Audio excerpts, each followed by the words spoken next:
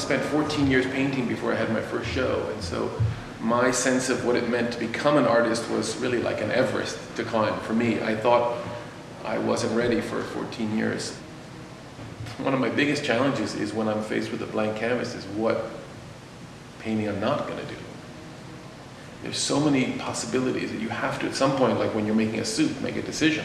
What kind of soup is it? What ingredients, and not put too many in. I mean, I've developed a rather curious, literally backward way of painting where I put down the potential for a painting. I put all these colors down that are related, and they are the potential for a painting. They're not paintings, but they have the maximum amount of available information. And then my job is to dive in and find the painting. And I literally, in order to make a form, I have to paint around it, leaving behind the form. So it literally is backwards, so that in order to add, I have to subtract. And that is very free of drawing. I have to just respond, and it's very intense in terms of the amount of concentration that's involved, because you have to be responsible for, if you do one form and the next one, they have to be interrelated, and the third one has to be related to both of those, and on until you're dealing with a whole orchestra of activity, and every inch of the canvas has to be alive and play a part, however small, in the whole. So if you can't garner that kind of concentration, it's always better to leave the studio and take a walk. I mean, for me, doing the painting is neither difficult or hard, it's just immersion. Doing the underpainting is very difficult because you have to summon the whole universe. You have to create from nothing the potential for a specific world that you want to work on. And often the underpaintings are so connected to the tonal world of figurative painting, so that it is a way that nature finds its way into my paintings. Other times it's more monochromatic. But all my color is tonal, which is a reference to the way that all the different contrasts or colors meet on one plane. There's a flatness about my paintings, even though there's relief to the canvas and the suggestion of depth. But it is a funny process, this putting down the painting.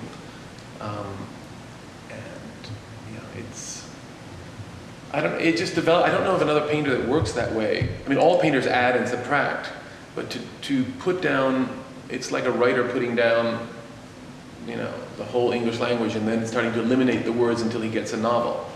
It's an interesting and engaging way to work because you keep eliminating what is inessential until you get, in fact, it's interesting to know when is a painting finished. Every painter works, and I do as well. It's hundreds of operations of adding and subtracting, and you're constantly self-correcting, and you get to a point where you want to keep working, but there's nothing left to correct. And having ruined enough paintings, that's the time to leave, and that's when So you don't really decide a painting is done. You discover that it's finished, and you get out. At the end of the painting, I also have a whole arsenal of little tools that I've gotten, cooking tools and composers, pens, and pizza cutters, and other rolling implements to make these scratching lines. So they sort of mimic the kind of reactions that your eye makes, and connecting forms. It sort of helps connect different aspects, almost like phrase marks in music. But they're one of the last things I do. And then, of course, at the very end, I rub the whole painting. I almost ruin the painting by covering it with wax mixed with powdered pigments. And then I remove about 99% of that. And what's left gets trapped in the surface. I mean, the most difficult thing, in my view, about becoming a painter of the kind of work that I do is the discovery of abstraction within nature, within the world, the visual world around you. Because abstraction is not a rejection of the visual world or the natural world. But when you, in the sense that a detail of Velázquez is abstract, albeit a very realistic painting, the discovery of that abstraction as a living thing that is around you, not as, there are two dangers. One is pure fantasy, and the other is imitation. And this sort of middle road of discovering the abstract and the way colors and forms work in nature and in painting, it gives a vitality and a sense of the real world to your abstract painting. So yes, it's an extremely long process, longer than becoming a doctor in my case, that you discover sort of secret life of forms, secret ways that colors interact with each other, sort of aspects taken from nature that you can then build your own vocabulary and ultimately a kind of world of painting out of.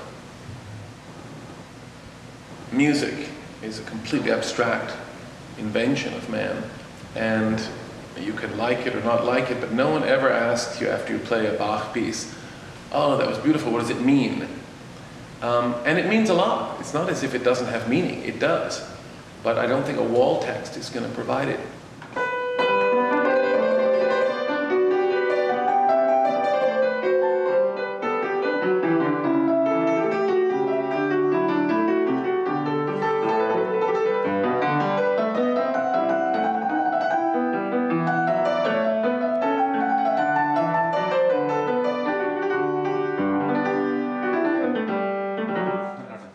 I have studied music, piano, my whole life. But in the last year and a half, I have been studying composition. Studying composition is, I realized that my work has been so much about sort of contrapuntal relationships of intervals, and probably the biggest musical element in my work, which might distinguish it from other people's work in some ways. I mean, painting is a still art. You should be able to see a painting in a flash right in front of you. A symphony takes an hour. Dance takes an hour. Movies take hours. A novel takes days to unveil it, reveal itself. But a painting you can see in a flash.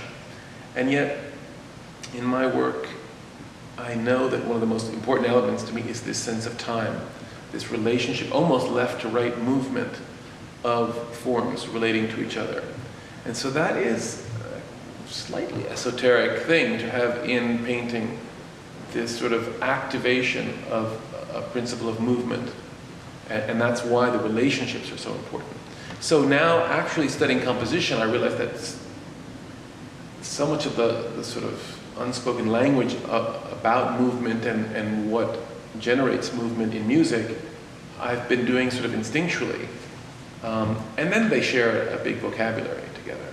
And the architecture of how melodies are constructed.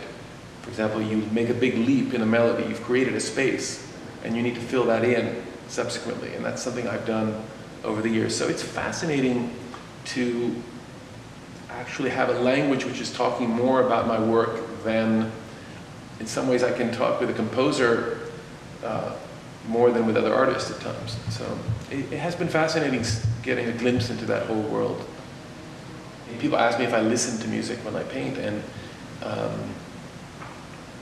I actually was surprised to realize when I answered the question that I don't listen to music when I paint, and I realized it's because I need quiet. I need to hear when I paint, which is weird but true. I need to hear, what am I listening to? It's space I'm listening to, and pitch also. I think a yellow has a higher pitch without hearing something, but a sense of oral attentiveness to the space of sound. And one of the wonderful things about being a painter is that, you know, that people respond to this work that you're doing for yourself. And really, no one should respond to something so intimate and something coming from just, you're trying to answer your own questions about art and life. And that when other people do respond to it, it's a wonderful thing.